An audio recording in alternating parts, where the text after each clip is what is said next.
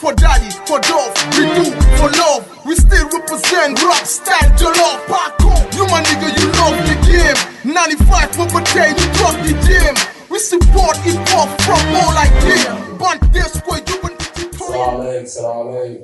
Kibere. On the Zoo, aka Musa Tras, from Blessy, from Kuga, from Tony Row. Yeah. Can be brought from crew, represent that you can get no heart, you can see mission. Agora vou jogar de boa para o lugar do Fernando, onde se foi, lugar que é para o Fernando, lugar de Unisix em Badalí.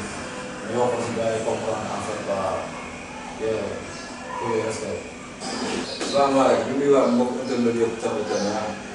Ini sih teori agora. Kamu ini udah bisa di mana dia bersama benda yang terakhir ini cabutnya. Ya bisa interview, bisa Senegal, bisa sama Afrika, bisa Worldwide dia cabutnya. Dan sejak berat menempuh ya from Jonyo on the bed. Oleh si teori di bagian budaya free, bagaimana? Def ñu ziar loolu di delloo ziar gaa yëpp di leen bëggee waa 322 Créator ak seen émission Agora di ziar internet yëpp di leen bëggee même Omzo Ride la Omzo Nourou di représente Koudoubra Johnny Rowe mu ànd ak Yeumbeul City waaw di teewal ci Koudoubra doon seen manager en même temps ñoo ngi jaajëfal ñëpp xam nga di bëggee ci émission bi léegi première question bi man porté wu ci groupe bi kenn ku nekk genèse wu groupe bi maanaam groupe bi naka la def ba am ba nekk fan la jaar groupe bi ba mu nekk. Pour gars yi comme daaw comme ni ñu ko waxee woon rek ñu war a ñëw pour gars yi pour leeral pour gars yi comprendre affaire si ñu nekk la nga baax mën nañ ne bi ñu nekk ay ndaw ba léegi ñu ngi ci pas quoi ñu nekk ay xale bi léegi bu rap bu ko foowee parce que boobu noonu ñu comprendre mu ñëw naa fekk affaire bi loolu woon quoi dañu gis gars yi di ko def xam nga mais sans boobu noonu dugal nañu comme ñu si mbedd lañ nekkoon xam nga fekkee dañu liggéey ba wàcc ñu nekk si mbedd bi fekkee dañu jàng ba wàcc ñu nekk si mbedd bi gis gars yi ko def ñu bëgg ko parce que dama nekk si ñun dëggantaan xam nga si lañ commencé di ñu naan ko fi am na affaire bi doon xam nga ñu créé pour boo xamante ne nii boobu yàgg na boobu pour boobu dina la toll si quoi donc boo xoolee ay 2003 la woon gars yi nekkoon fii xam nga bureau nekk si biir xam nga affaire bi demoon mais ñu continuer xam ne affaire bi day dem quoi ñu dëggal suñu bopp xam ne tamit hip hop la affaire bi la aussi dañ si nekk day nekk loo xamante ne nii doo ko yàqanti quoi il faut nga préparer suñu jëm fan la xam nga yàlla def si diggante boobu gars yi nekk si xam nga nekk si ba Koutou Bara si la ñëwee ak Koutou Bara boo xoolee année bi muy ñëw 2008 la boo xoolee mois novembre la ko gars yi créé gars yi nekk si di créé affaire di nekk si saako yi donc si manif yi di représenté surtout ñu yëngal waree ko fépp foo dem gars yi xam nañ Koutou Bara boobu léegi en tout cas ñu ngi si di ko représenté affaire yi noonu baax di ko teewal am nañu dañu baax di jaar bi mooy Sénégal nekkoon na benn gars bu nga xam benn boy bu nga xamante ne si comme booy yëpp Sénégal nekkoon school jàng def school jàng yàlla nag woon na xam ne mu doon benn boy bu nga xamante ne si c'était un élève brillant xam nga mais ak suñu xam nga suñu fucking système bi ñuy yàgg di quoi xam nga jàng nañu mais système boobu tënk nañu quoi maanaam tënk ñu dem ba si mbedd bi xam nga lu leen ñu dund quoi dem ba commencé di play di jouer ay théâtre di am suñu benn grand ba xam nga ay théâtre di bind ay taal xam nga di dundoon moom nekk ci suñu nekk si mbedd lu nañu daal xam nga di gis xam nga suñu système bi demee lépp si ubbee di dem ba benn instant yëg suñu bopp te côté bu ñu daan dund rek dañuy xam ne carrément ñun am na lu ne si ñun côté artistique bi dafa nekk si ñun dem ba si biir xam ne carrément loolu dañ ko war a yee der toog benn instant yàlla def xam nga ngay nekk ak say jiw say tuutànk xam nga ñu dem ba benn instant gis nañu nekk si benn volet boo xam ne dañ leen mais pourquoi pas lii tey si kuréel baraagoo ba ma siy teew bu ñëw noonu la demee quoi sama ndëgg bulu jour xam nga beneen saa ne ma may jàpp pourquoi pas nga yàgg li nii nee ndi bu ko defee bu baax naa nga yàgg ko maam parce que non jege si di ko jege beneen saa ba gis ne carrément léegi ñu noonu gis nga ko après si la si daa commencé nag téye malade bi xam nga di la ko gérer mu mën naa pour boobu noonu ñuy wax kuréel baraagoo te ba léegi boobu ba léegi rek ñu ci dara parce que chaque instant ñu ci gis évolution quoi parce que dinañu may dinañu permettre tey dégager suñu énergie boobu nga xamante ne si tey bëgg nañ ko doxee waxee ko maanaam ba jëmmal suñu suy ba dundalaat suñu suy mbedd ba pare dégager mën a conscientiser suñu temps quoi ba wéy ñu ñu jaar ba xaw a baxatal ñoom amaana ñu teg yu mel boobu noonu waaw boo war a tey xam nga ñu jaar na si business boobu noonu waaw suñuy wax boobu. ok jaajëf léegi kii ñëwaat Omzo la moom su ma juumul moo nekk ménagère ci yéen mais teewul ne am na jaar-jaar comme ñëpp il paraît que jaar na ci rab moom ci comme jéem micro bi ba tey mu ñëw nekk seen ménagère léegi moom lu mu def ban yoon la jaar ba xamel bi am ba mën a gérer loolu. loolu bëggee waat bu wóor comme ni ko gars yi expliqué rek ak ni ko tegee yàgg nañ ci bopp depuis 94 yàgg nañ ko benn moment xëy na ñu nekk ak ay grand yoo xam ne dañoo jàng ba ñuy seen kii mais jamono jooju ñu doon déglu di dégg seen ay xalaat mooy da ngay jàng ba yéeg seen kii mais après doo am foo jox xëy na loolu moo gën a yàq suñu moyen si jàng ñu xaw a fooy pour suñu jàng bàyyi en même temps mbedd bi récupéré ni ñu nekk ci ba benn moment 94 ñu doon déglu ay Wu-Tang Clan di déglu ay Nocci Baye Nocci ainsi de suite mu am benn affaire bu ñu frappé ci ñoom li ñuy expliqué di ko xeexal seen diwaan di USA di Canada affaire yooyu ak dem ñu def ñu tàmbalee di liifantu di bindantu ndànk-ndànk ba yàlla dogal en 92 bi US génnee def loo xam wax loo xam bu tëddee nelaw ñu gis ne côté boobu yi nga xamoon ne def nga maanaam ñun suñu milieu réewu loolu bi France bi ñëwee ay 93 yooyu loolu indi xam nga ñoo ko wax ñoo ko def ñu gis ni ñun loolu lañ gënoon sentir maanaam dund bu métti boobu nga xam ne pauvreté yaa ngi jël violence xam nga injustice lépp ñun ci lañ doon dund ci benn milieu boo xam ne nii mën nañ ne milieu bu yéeme la ci lañ teg benn pour mu tuddee ko woon sax di posé ànd ak samay deux copains mais jamono jooju doxul woon parce que pour nga enregistrer sound sax da nga doon dem de sa musique yaa ngi jël te dañ lay programme une semaine wala un mois nga doog ñëw joué te jamono jooju amul woon moyen yooyu cassette nga doon teg yaa ngi jël di rap yaa ngi jël di enregistré ainsi de suite yàlla dogal en 2004 ma taxawalaat beneen groupe les Bredeux ñu dem dugal 200 Maxime Kaboulaan bu yàgg la ñuy wax noonu yàlla dogal ñu ci nekk ba 2009 xam nga ñu taxawalaat benn pour boo xam ne nii benn genre plan boo xam ne ñu tuddoo Brian xam nga ñu ngi ci bu job 2012 yàlla dogal ma dem Dingué nekk fa ak ay nasaraan ba yàlla dogal benn élément section de bu ñuy wax bu sëkk yi ñu job ay 100 ba tey noonu la demee. yàlla dogal ci biir loolu xëy na booy yi ñoo bokkoon benn secteur moom doon nañ seen grand ñun li ñu doon def fii bokk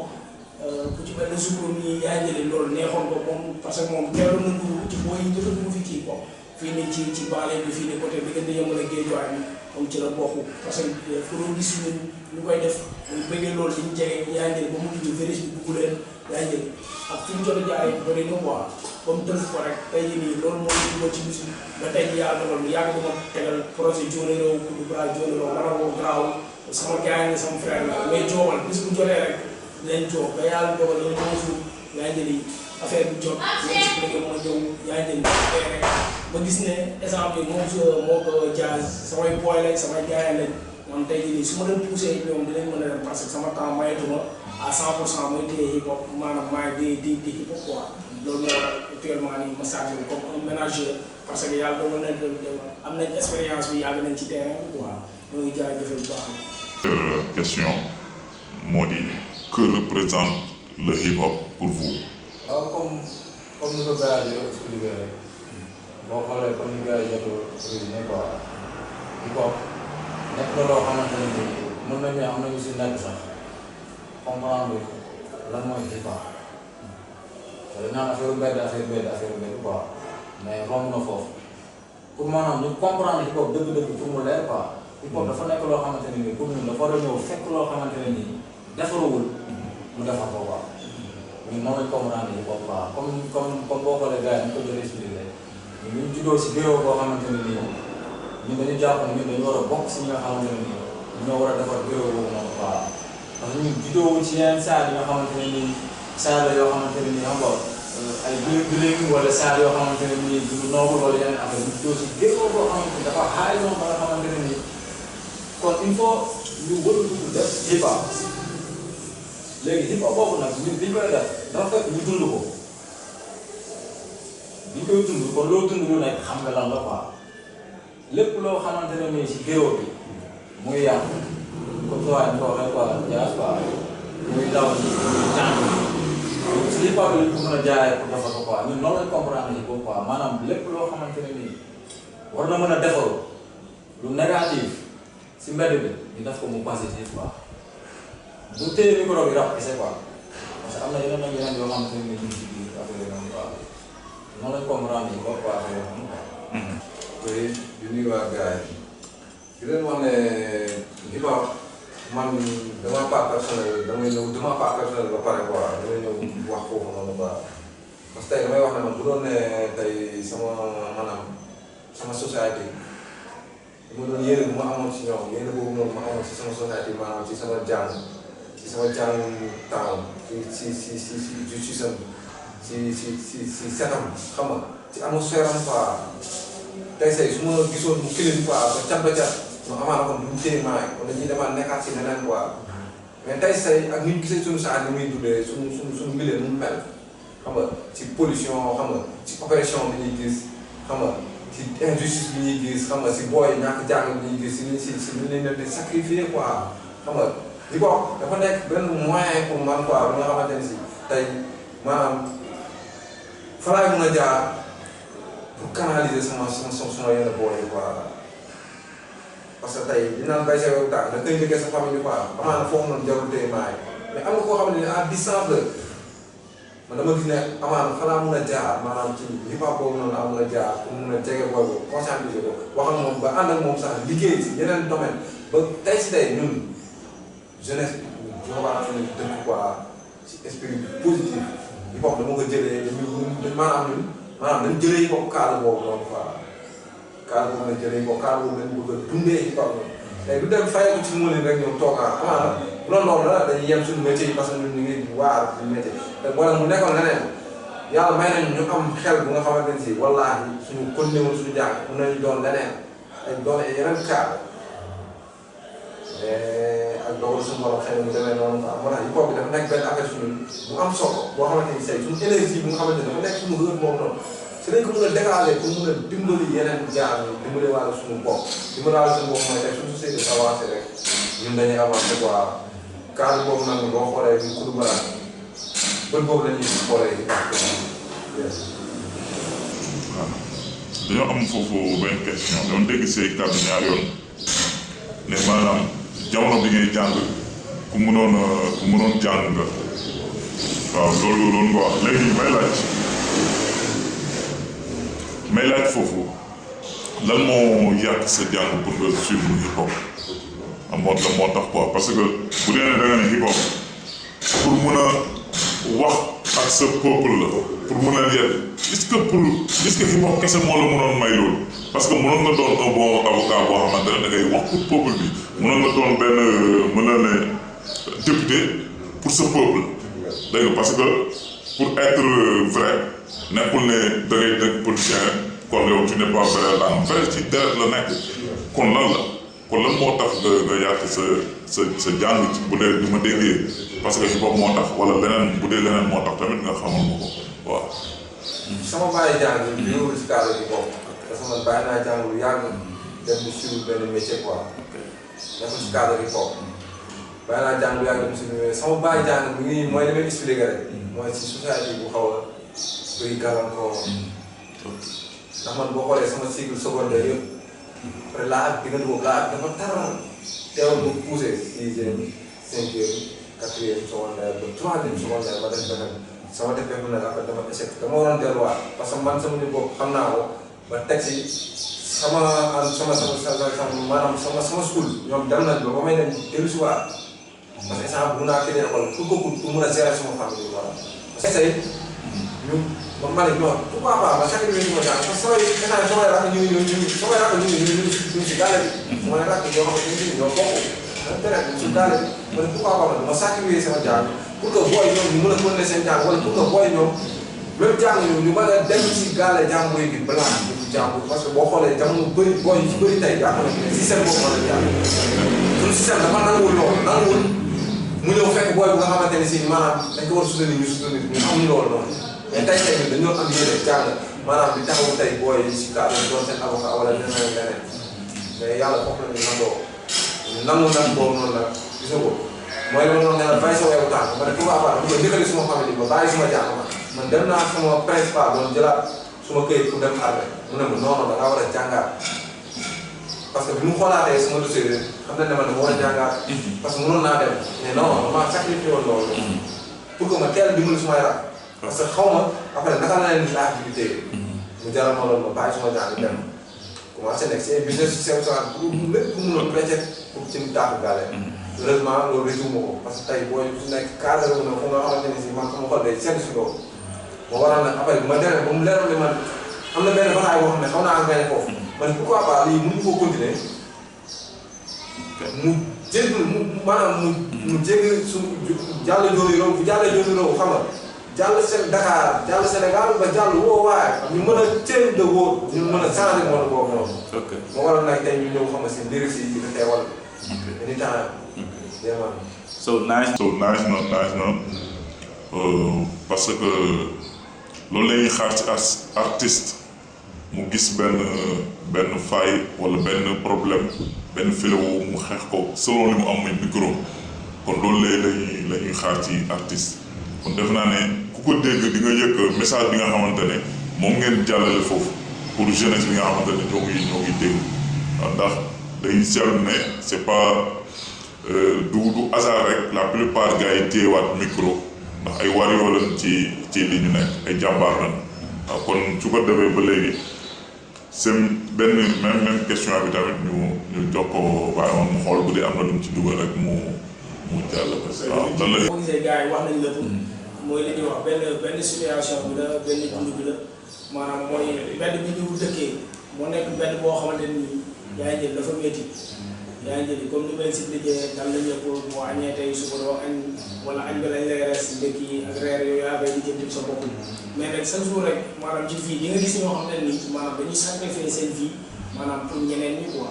maanaam ñoom ñooy xiif pour ñeneen ñi mën a dund ñoom ñooy mar pour ñeneen ñi mën a naan yaa ngi jëli ñoom ñooy sonn pour ñeneen ñi mën a tekki quoi. parce que tey jii nii yàlla dafa dogal ñu lépp ci benn milieu boo xam ne ni milieu bu yéeme la ndaxte tey jii boo ne géej waaye wax yëmbal rek yaa ngi jëli nit da koy dégg sax tey jii da lay xoolaat wala da lay xaw a moytu tuuti quoi fekk nag tey jii nii boo xoolaatee di nga xam ne que cadre yëpp borom xam-xam yi yaa ngi jëli borom ngor yi borom sutura yi ñoo ñu ngi ci biir foofu noonu quoi. parce que tey jii nii comme ni ñu ko expliqué rek li ko dal daf ñoo dal ñun ñëpp daf ñoo dalandoo moo tax ñu naan pour bras du hasard ay éléments chaque jour rek yaa ngi jëli pour bras ci bopp moom mooy rassembler ay éléments parce que yëg-yëg la dund la yaa ngi jëli hip hop yi comme ni mu expliqué noonu ñun ñëw ñu pour rap non mais dañoo ñëw teggi pour teg mais li ñuy teggi lan la mooy li nga xam dafa négatif li ñuy teggi lan la mooy li nga xam tey jii nii maanaam démb nit ki am na benn coono boo jaar yow da nga ñaan yàlla yow mu yem ci yow yaa ngi jëli pour mu bañ a dal yaa ngi jëli sa beneen société bi nga xam dafa dem ak yow dafa am benn politique bu ñuy développé mais politique boobu noonu social la développe la yaa ngi jëli sécurité la yaa ngi jëli maanaam benn politique la boo xam ne nii maanaam politique de kii la quoi ni ñu ko mën a expliquer maanaam pour yemal jaamu yàlla yi seen dund mën a yegg quoi. comme bu ñu ci mënee tënk loolu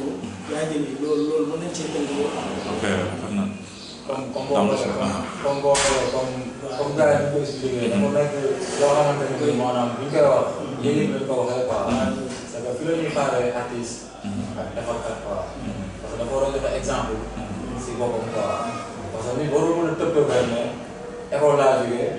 dugg naa si hip hop. parce que affaire de mbedd la boo xamante ne dafa am loo xamante ne il faut mu dal la si quoi. te war nga mën a causer toog ñëpp di la déglu nga wax ko.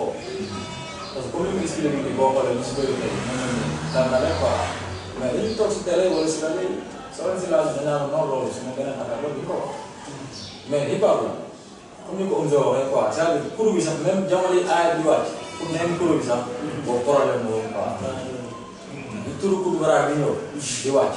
dañu fekkoon sax si problème boo xamante ne nii si problème mbedd bi la si problème famille la si problème géro bi la quoi parce que ñun nekkoon nañ ay nit yoo xamante ne nii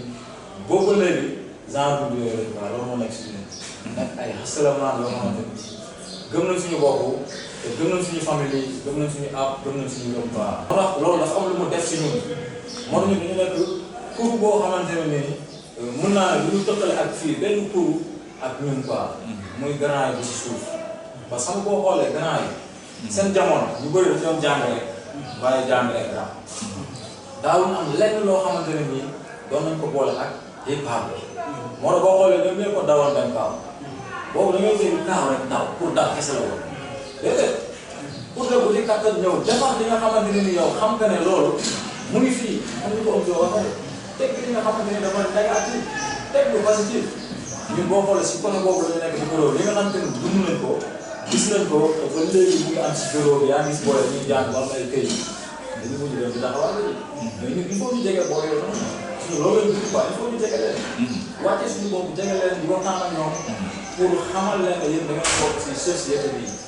aussi marché bees nii booy nekk bi dawal sa rek ñun war nañ fa dem sax pour am loo xamante ne nii war nañ ko mën a dugal seen bopp yi pour ñu xam ne ñoom dañu bokk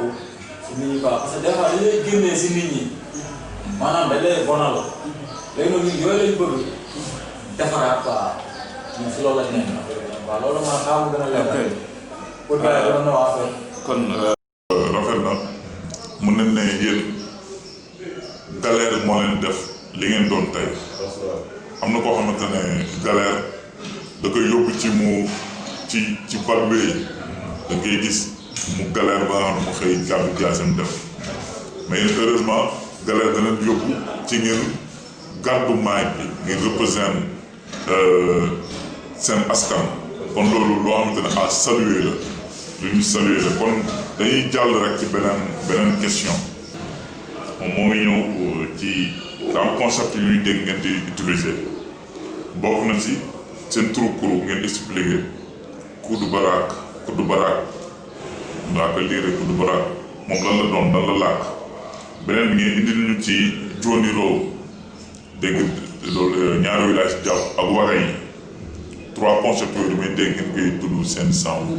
léegi ñett yooyu leen bëgg ngeen firil ñu ko ñu xam lan la wundu quoi. waaw bu dee Koudou Bara mun na ne comme li ñu jot a wax lépp li ñu jot a wax génn Koudou Bara quoi parce que ñun comme Dia bi ñu wax sànq quoi ñun suñu xeex dañ koy maintain di ko maintain ba mu wër àdduna yëpp mais bu loolee lay tàmbalee quoi Koudou Bara maanaam xeex la dóor du bàyyi xeex maanaam c'est-à-dire xam ñu bëri ñu ngi foog ne dañ ne kuddu bi ñuy lekkee ak bara déedéet kuu du bàyyi raak dóor du bàyyi xeex maanaam faay bi ñuy faay never dañu ko mos a bàyyi ba mu egg fi nga xamante ne nii foofu la war a egg quoi maanaam pour mu tënku quoi mais gën na yaatu comme sànq émission bi ñu ko waxee Koudou Bara mooy dajale boppam mooy kuu bi quoi dóor bi quoi loxo bi baaraam yi dafa am ñu dajale ñoo xamante ne nii ku si nekk ak fi nga tibbee ku si nekk ak xam-xam bi nga xamante ne nii moo ko ëndaale mais Koudou Bara pour ñu tëggu quoi dóor du bàyyi xeex maanaam li ñuy def chaque jour dañ si nekk di ko def ne ko du lenn moo ñuy cërëndoo du moo nin du wax bu neex du lenn loo xam ne loolu xeex bi ñuy xeex ñun xam nañ xeex bi fan la tàmbalee suñu la tàmbalee parce que gis nañ système bi fi nekk système bullshit bi xam nañ système bi muy doxee moo tax maanaam loolu mooy Koudou Bara quoi mais côté Dioniro bi damay bàyyi sa waay moom mu gën a yaatal si Dioniro bi affaire yi moom quoi. ok. mais pour ñëw foofu Dioniro ñu ngi ñëw di wax si côté yëngal parce que dañ toog si suñu mbedd boobu noonu calligraphiquement dañ ko tijji géographiquement ñu tijji ko calligraphiquement dañ ko tijji mooy yëmbal Dioni yëmbal Y la turam tàmbalee quoi calligraphiquement ñu gis ne Y boobu maanaam foo nañ si quoi mooy maanaam Dioni boobu nga doon yor si lancement bi fitu quoi te foo nañ si gisoo ñu indi Dioni boobu daanaka day doon benn affaire bu naturel ndax ñun quoi géographiquement dañuy dox dañuy dem tey tournant yëmbal gis nga ko enclavement boobu noonu parce que mbedd boobu la jox mbedd bi noonu la def Y nga def station yëmbal mooy station fi ñu naan station yëmbal boo ko demee da nga gis benn boobu noonu la lay jox mooy diggante Marème bi tali boobu tali Marème ak tali benn baraag bi jëm nga demaat ba benn baraag même chose nga demaat ba fi yëmbal yem fi ñuy wax naan nu mu tudd terminus Malika même chose te loolu boo xoolee mooy indi enclavement ba pare dem ba suñu biir mbedd ñu ni ñu dëkkee suñu mbedd ñu dëkkee benn boo ko def nii la lay jox biir secteur benn boo ko def nii la lay jox Y boobu mooy jooni boobu noonu ñu gis jàngat boobu mais lii lan ma ko waral mooy tey ñàkk lotissement quoi si benn ñàkk lotissement indi nañu enclavement te tey moo tax ba tey ku yëngal nga gis ko benn projet bu mag day jafe quoi enclavement boobu noonu la nga gis mu xat trop doon benn mbedd boo xam ne nii amaana gis nga ko tey bu fekkoon ni yàlla dimbaliwul moo tax mu am yenn genre yu nga xamante ni si am nañ conscience bu élevé foofu mënoon na nekk benn suite bu garaaw mais heureusement na côté boo xam ne am na jaam ñu fa nekk am nañ compréhension parce que loolu boo xoolee suñu paa yi sax fa ñu ko nekk ñoom ñoo ko fa ji woon quoi yàlla dimbali ñu force ñoom doon nañ jege paa yi doon ñu conscientiser yu bëri doon ñu dimbali si côté bu nekk moo waral tey ñun enclavement boobu noonu tey noonu yëmbal mënoon na génnee maanaam ay nëngale yu bëri mais yàlla def na yàlla dimbali leen ba côté boobu noonu suñu am nañ ci faayoon sax mais enclavement boobu noonu moo waral def ñu dem ba si biir ñu gis ne jooni boobu noonu gis nga ko géographiquement ñu gis ko quoi moo waral ne ñu indi jooni road lañ demoon road mooy jooni mbedd road mooy tali quoi ñu dem ba si biir ñu ne pourquoi pas si jooni mbedd boobu mun ñu teg benn structure bu nga xamante ne si ñun tey dinañ canaliser tey suñu tout temps yi canaliser leen indiwaat leen di toog ak ñoom comme ni ko bàyyi doon defee ak ñun di bàyyi suñu ay message yoo xam ne suba dinañu mën a éveillé ba message yooyu noonu tey mën ñu dëgëral gis nga ko ñun pourquoi pas mën ñu teg comme benn structure bu ñuy wax jooni road maanaam jooni waa quoi liggéey jooni road ñu ko ne jooni road pourquoi pas mën ñu teg suñu boobu si lañ toog si benn boobu noonu gën ko ba sam suñu structure boobu noonu jooni road boobu te tey ba léegi ñu ngi si xam nga ko di jéem a jaan dajalewaat si seen boobu noonu quoi ba si côté wax yooyu ngay wax waxa yi tey boo xoolee benn moom bu la gars yi marginalisé mais tey ñun yàlla dimbali nañu tey ku si nekk boo gisee gars yi dajee yàlla dimbali na ku si nekk am na foo jaar suñu borom may la dara si boppam ak ça kon tey ñun dafa am lenn lu ñu war mooy tey boo yooyu noonu ñuy marginalisé donc ku si nekk si ñoom tey am na loo xamante ni ñun bu koy yeewee si moom ci gënal loolu day yeewu quoi moo waral tey ñu jël ñu sax endossé moo boobu waxe boobu noonu lépp ku mun ko setal ak saa yàlla ndax day suñu borom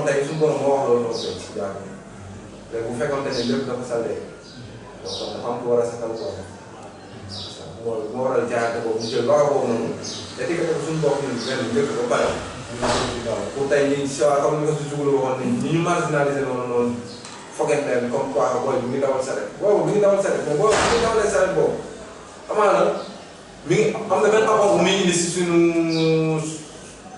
société boobu bi dawal saret moom mi ngi wàññi pollution que oto bi nan la koy xamee mënu ko xam il faut xam ko éveillé si loolu maanaam day laaj organisation ñun si loolu lañ bëgg tey suñu structure jooni boobu organisé wu ko tey marginalisation boobu noonu tey maanaam mun fi wàññeeku si jóge waaw si gàttal. waaw foofu dañ fay am benn question rek noonu seetlu ne waga yi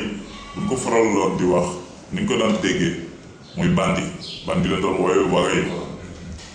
muy benn seetlu bi ñu ci def deuxième bi ñoo ngi seetlu bi ngeen ñu firilee kuddu baraak ñun kuddu lañ ko tegoon ak baraak comme ni ngeen ko waxee mais ngeen leeralal ne kuu la du baraak léegi indiwaat ngeen benn violence bu ndaw ci seen biir kii tour groupe yi ñaari violence gis nañ ko bandi moom c'est la violence c'est l'incarnation de la violence mooy bandi muy waga yi beneen bi ñu indiwaat ci seen tour groupe dégg loolu la làkk violence moo làkkatuwaat ci biir tour groupe bi muy coup boobu ngeen indiwaat parce que bandi mooy xeex dégg nga kon su ma ko jëlee kon seen phrase bi da ngeen koo daggate dégg nga bandi buy xeex noonu laa ko déggee man boobu bandi buy xeex ku du bara nga indi waga yi kon waga yi bu ñu bàyyi xeex kon donc su ma déggee daa mel ni yéen da ngeen di forcer gars yi pour ñu nekk ci yoonu bon wi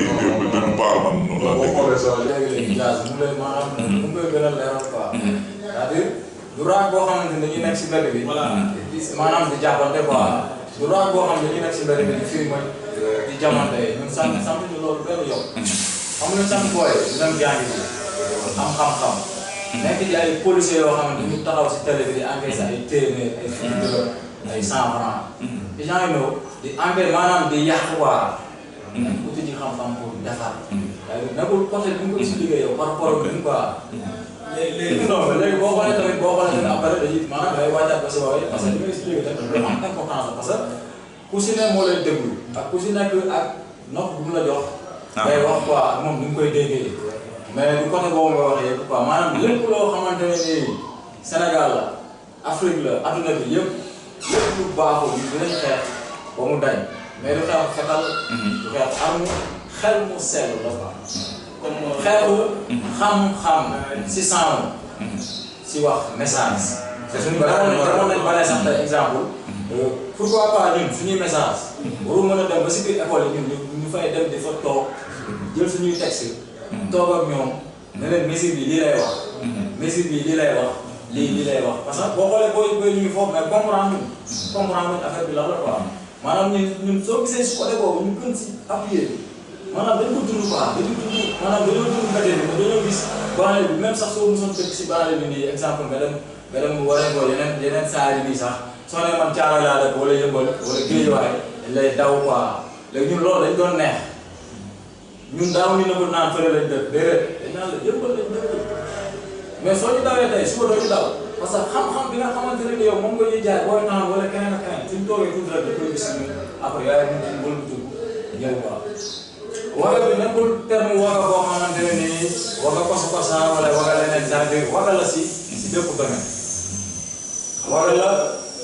li ma bëgg a doole foofu comme tey jii nii comme li ngay expliqué xam nga. moom daf ko expliqué maanaam sonorité yow ngay dégg quoi mais concept bi lan la concept waga yi mooy ñun dañ cee jaar ju na ko maanaam tey bi ñuy nekk ndaw maanaam comme ni nga expliqué diggante Yeumbeul ak Guédiawaye marché bees bi ay temps képp koo mënti wax ne fa laa dëkk rek même bu fekkoon ne xam na ne yow jullikat yi jaamu ko ne yàlla nga sax da lay xaw mooy jotul parce que lan dafa am benn identité bu ñu leen identifié woo boo xam ne maanaam waa agression ainsi de suite mais ñun suñu waga ci lan la maanaam waga ci nekk un professeur boo xam ne nii exemplaire ngay nekk. waga ci nekk un médecin boo xam ne nii exemplaire ngay nekk. parce que tey jii boo xoolee cadre yi ngay dégg yëpp tey jii nii donc boo dugaatee ci banlieue bi fii nii da ngeen ciy fekk te en même temps tey jii nii boo xoolee tey jii diggante dóor du bàyyi laa ak waga benn la rek maanaam waga ci lan maanaam comme tey jii da ngay dégg benn slogan ba ci soxna yi ñu koy expliquer quoi yaa ngi ñu ne damay defante mais ci looy defante mais defante bi ci lu baax la quoi. parce que dañuy voilà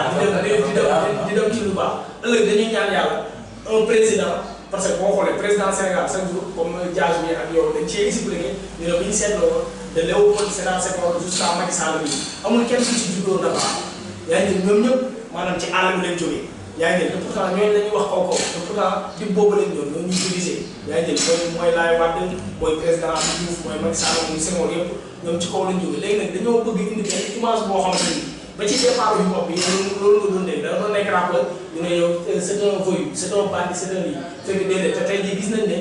boo demee tey jii nii bëri na ci aéroport yu mag tey jii yu fi nekk yoo xam tey jii nii maanaam ñoo ngi investir ay millions ci ay jeunes tey jii ñun dañoo am ay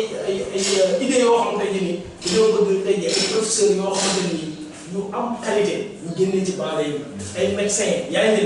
ainsi de suite ainsi de suite maanaam ci côté boobu la moo war a boo xoolee sax ba ci dóor yi au lieu que ñu def coup mais coup yi lañ def maanaam dafa am lu ñu téye mais li ñu téye mooy lan mooy njëriñu askan bi te njëriñ moom dañ leen bëgg a jox quoi mais nag li ñuy waxaat ci ngay ci biir affaire bi bi hip hop la buñ delloo waatee ci hip hop ne bi nga xam dañ koy def undergroundement gangsta bi nga xam ne dañ koy def wala hardcore bi nga xam dañ koy def tey jii nii am na it loo xam ne maanaam lu set loo gisee ñu tàng moom ci suuf yaa ngi parce que boo ñëwaatee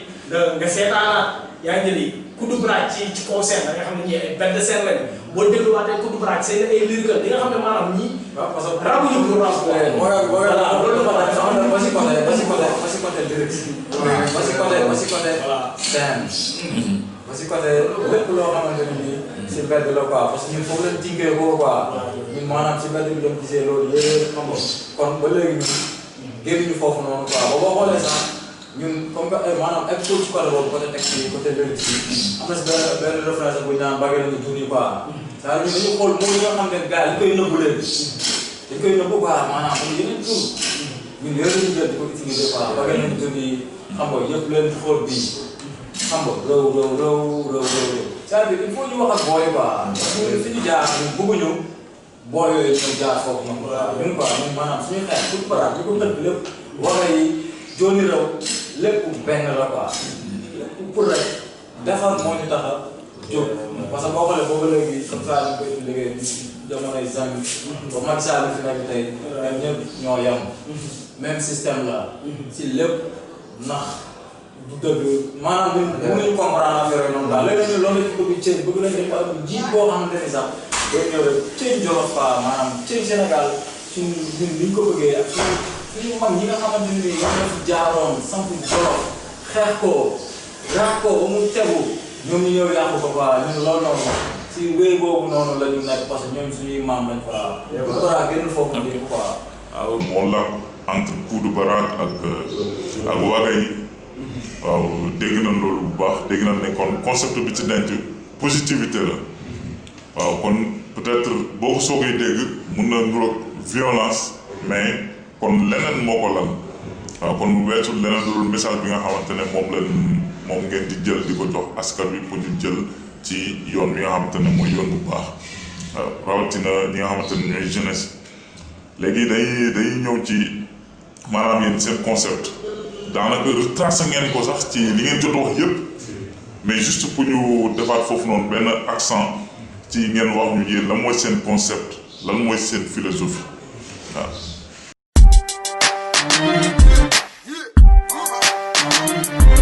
For daddy, for dove, we do for love. We still represent rap style, Jolof, Paco. You my nigga, you love the game. 95 for potato, you drop the gym.